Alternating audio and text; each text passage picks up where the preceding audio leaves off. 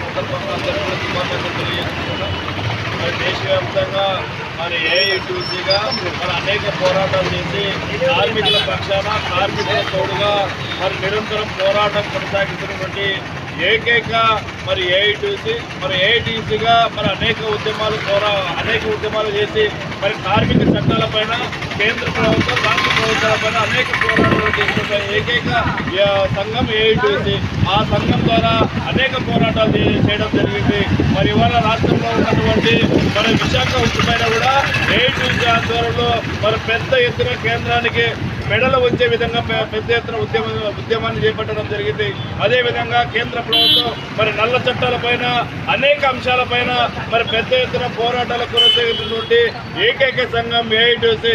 ఇప్పటికీ ఎప్పటికీ మరి కార్మికుల పక్షాన ఏకైక సంఘం ఉండేటువంటి సంఘం ఏదైతే ఉందంటే అది ఏఐటీయూసీ సంఘం అని గర్వంగా చెప్పుకునే పరిస్థితి ఇవాళ ఏఐటీయూసీగా ఉంది. ఇవాళ అనేక చట్టాలపైన నిరంతరం పోరాటం కొనసాగిస్తున్నటువంటి ఏకైక సంఘం ఏఐటీయూసీ అనేసి ఈ సందర్భంగా తెలియజేసుకుంటూ మరి నాకు ఇచ్చిన అవకాశం ధన్యవాదాలు తెలియజేసుకుంటున్నాను.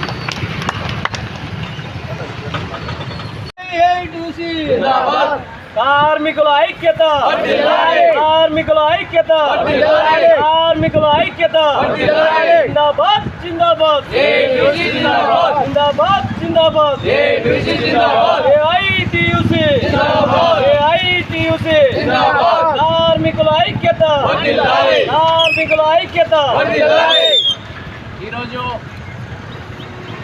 జెండా ఆవిష్కరణకి ఏఐటీయూసీ పార్టీ ఆవిర్భావ దినోత్సవం జెండా ఆవిష్కరణకి ఇచ్చేసినటువంటి నాయకులకు, ప్రజా సంఘాలకు, కార్యకర్తలకు అందరికీ ఏఐటీయూసీ ధర్మవరం సమితి తరఫున ధన్యవాదాలు తెలియజేసుకుంటూ